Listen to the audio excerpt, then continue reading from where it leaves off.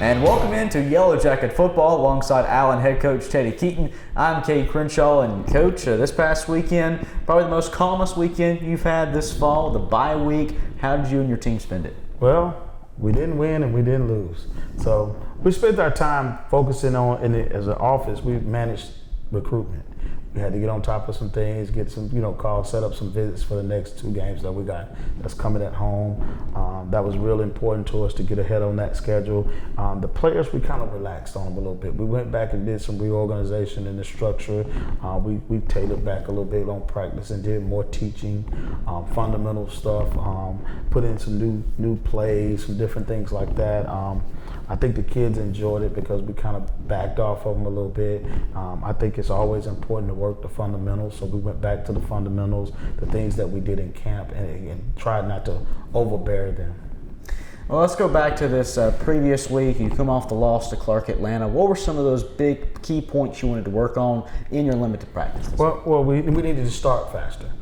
We left a lot of plays out on the field. We did some unorthodox stuff. I think the kids were kind of tired. They were wore down a little bit. The trip from Central State is a long ride, and then coming back straight out from Central State, they went straight into midterms. And that was a real crucial point. They're trying to maintain their eligibility. Most people don't realize that the kids are student athletes and their schooling really matters. They have to pass at least 9 hours each semester. 12 will be 24 in the whole year. So they have to focus in on that academics and try to do football. And most of my kids are freshmen. They're young kids. So that overcoming and that adjustment to college, I think all that played a role in them coming out playing a little bit slower against Clark. Not to say that that's an excuse for it, because it's just what it is. We left plays out on the field, so when we went into the bye week, we talked about those things. We're talking about time management, adjustment of the college life, helping them get caught up in certain areas, those things. You've been in this business long enough. We were talking a little bit earlier about the role of a student athlete and just how difficult that role can be. That role is pivotal. It's a mind-blowing experience for them. They're getting up early to go to practice. They have weights, they have meetings, they have study halls, they have other stuff that they have to attend, plus their regular day-to-day life. Their social life goes from being at the top of their list to almost depleted, So it becomes a real hard thing. I think the most difficult thing for a kid to manage in his first year of college is time management. For so long he's been on a bell schedule. Somebody woke him up in the morning, told him where to be, how to do it. The school rung the bell. Now when he gets to college, he has no one to wake him up. Mom's not there. Nobody's just to be on top of him. Now he has to go to practice early in the morning. After he gets finished with practice, he got to have enough self-discipline to be able to go eat his food, go do whatever he needs to do, go to class for 3 or 4 hours, and those classes may be spaced out. So he may have a 9 o'clock class and may not have another class till 1 o'clock. What is he going to do at that time in the middle? That takes a tremendous amount of self-discipline for a young man at 18 years old to come in and have to take on that type of responsibility, and then he still has to give his all to the sport that he's dedicated to.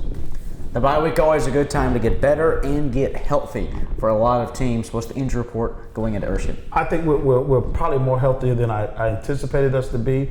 We have a few soft tissue issues, little aches and bobos over the course of the season, but overall we're pretty much healthy. Well, let's talk about that Flying Fleet squad, a group very similar to you guys that just restarted their program within the last 5 years. What have you seen so far early on the tape? I think they're going to pose some challenges to us. They like the multiple formation and put a lot of different looks out there, and it's going to be an adjustment for the defense to make sure that they can make those on the field adjustments. And offensively, they do a lot of stuff, but it's really simple plays, but the formations could cause difficulty if you can't line up to them. On defense, they're a multiple defense. They run a lot of players on and off the field, trying to find the right unit to be able to stop you. They go from a 3-3 stack to a forward-man front. They try to adjust the box. It looks like they try to keep the integrity of the box. I think they're doing a great job. They're like 2 years old, and they've been working hard to get the right quality of people in it. So we're similar in a lot of ways, and we're different in a lot of ways, but we plan on being entertaining and going out and fighting a good fight.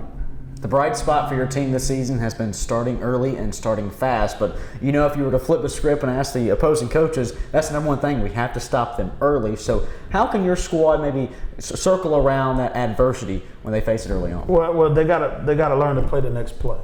We talk about it all the time, and that's another difficult task to teach an 18-year-old on a generation that's everything needs self-affirmation. They need success in order for them to feel good about themselves. So I blame social media for that. If I didn't get enough likes, I feel like I'm not the person I need to be. I think that they're overcoming that. They're trying their best to understand that adversity is going to come. How do I respond to that? If I give up a play, so what? Now what? We play the next play. That's the most difficult thing to teach. And a real interesting point here is most people don't understand 90% of college football is teaching 100 players that come from different backgrounds and different places, not a group of high school kids that's been together for 4 years. That's a different continuity. Now it takes that time to every year there's a new team, there's a new image, there's a new person that joins that defense or that offense, and trying to get them all to gel together and think the same way, play the same way, react the same way. That's probably the most difficult task of coaching. You mentioned earlier on you spent this bye week catching up on recruiting and talking to all these high school prospects all around the country. You guys are not just South Carolina based. You've got kids from the Tampa area, Louisiana, North Carolina, Virginia. They're all over, up and down the East Coast into the Midwest for you guys. The success that this team has sustained this season, it's shown that your message is proving to be right. There's growth in this program and there's bright spots in this program. How crucial has that success been to your recruiting pitches? It's working miracles. I think everybody wants to be with a winner. And I tell my team, in order for us to keep getting better, we have to keep playing hard, not only on the field, but in the classroom, because that plays a role into it too. But also it helps us when we're trying to build a team to be better for the next year. If a kid see that there's a lot of success going on, there's good things going on in that program, they want to join and be a part of that program. I don't think nobody signs up every day and want to be with a loser. That's why you get the animosity when the draft comes along and you're the best player in the country and you go to the worst team in the league. It almost feels like, well, I got to start over. And that's give or take of the mindset of the person who's being drafted or who's being recruited. A lot of kids want to be a part of something that they can say they can build. Some people want to be a part of something that's already successful.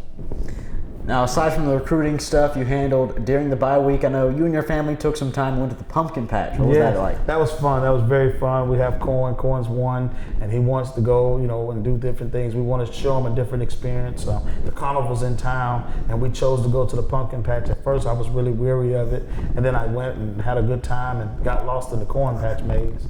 How long did it take you to get out of that corn maze? I had to raise my flag. I had to ask for the help, right?